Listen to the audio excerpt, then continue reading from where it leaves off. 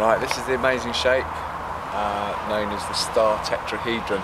I'm going to talk about it before we go into the actual instructions of how to cut them out.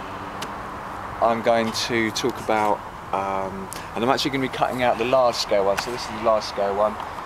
You end up with one about this size from the postcard size one. So there's a mid-range one as well. So, but I'm going to be working just because it's easier, and when I cut it out, it's going to be off this large size one. But yeah, before we do that, a star tetrahedron. So exactly what is the shape? Effectively, this is a tetrahedron, and it's two of these embedded in itself. And the reason why it's an important shape is that the tetrahedron is one of the 5 platonic solids. That is a pure solid where it's made up of equal faces, equal size and shape faces. There's only 5 shapes that reach that category. That's this, the tetrahedron. Tetra, because it's got 4 sides. Then the cube, a little bit battered. There's a cube there, 6 sides. Octahedron, that's got 8 sides. I think we've got the other ones over here. The next one is the dodecahedron, 12 sides, absolutely beautiful shape, formidably beautiful shape, the dodecahedron there. All 12 pentagons there. And the icosahedron just around there, that's in blue, and that's got 20 sides, 20 triangles. And so it's only those that satisfy that criteria, the platonic solids. And they all, except for the tetrahedron, dual up. So if you turn all the points into faces on an icosahedron, it becomes a dodecahedron.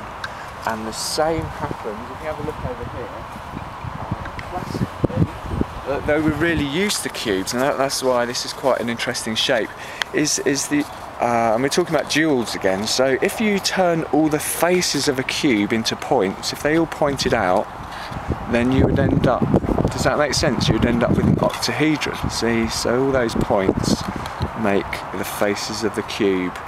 And the same from the cube to the octahedron. If all of these points became faces, you would end up with the octahedron shape. And a beautiful example of that is this shape, the cube octahedron. So this is where you've basically got yourself a cube and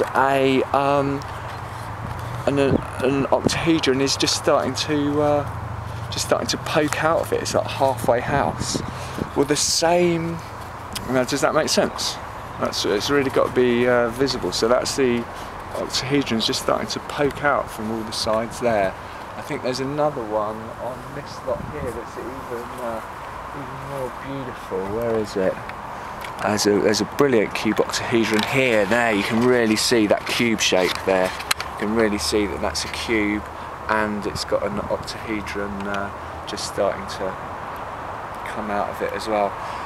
So when it's in that halfway shape, that's half cube, half octahedron, that's what we're talking about. See, the only one that doesn't have a dual, the only one that doesn't double up with one of the other platonic solids is this poor little one here, the tetrahedron.